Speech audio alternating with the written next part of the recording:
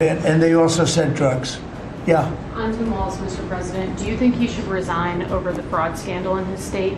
And who should? Tim Walz, over the fraud scandal in his state. Look, I think the man's a grossly incompetent man. I thought that from the day I watched JD destroy him in the debate. I was saying, who was more incompetent, that man or my man?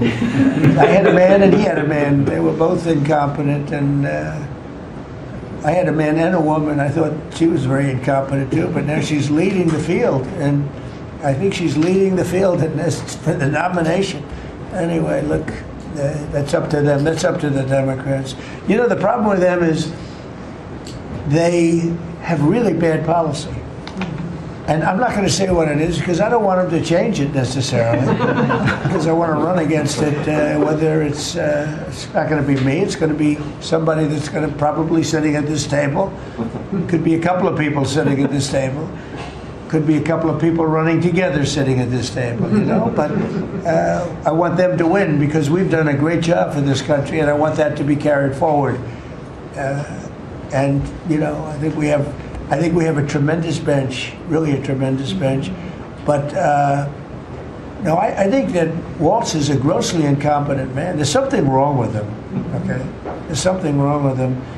And when you look at what he's done with Somalia, which is barely a country, you know, they have no anything. They just run around killing each other. There's no structure. And when I see somebody like Ilhan Omar, who I don't know at all, but I always watch her for years. I've watched her complain about our Constitution, how she's being treated badly. Our Constitution, the United States of America, is a bad place. Hates everybody, hates Jewish people, hates everybody. And I think she's an incompetent person. She's a real terrible person.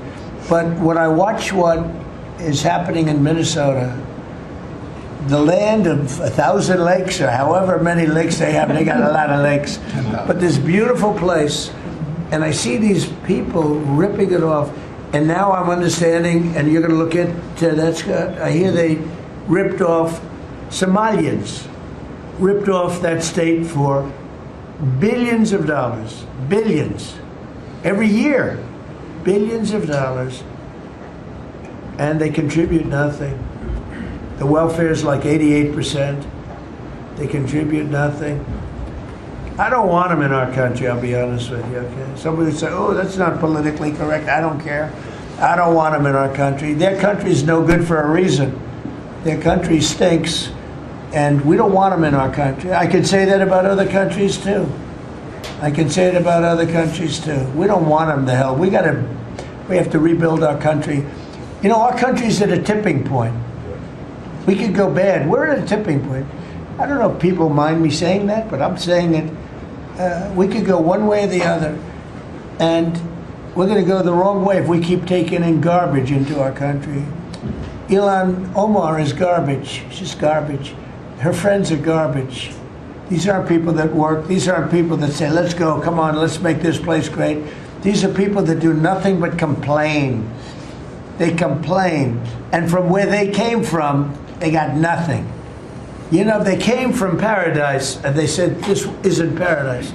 But when they come from hell, and they complain, and do nothing but bitch, we don't want them in our country.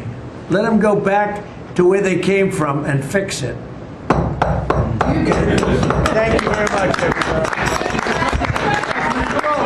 Trump goes scorched earth on Ilhan Omar, Somalia, Democrats, and anyone he frames as bringing the country down. Whether you see this as brutal honesty or dangerous oversimplification, one thing's certain. Trump knows exactly how to control a narrative through force, confidence, and shock value.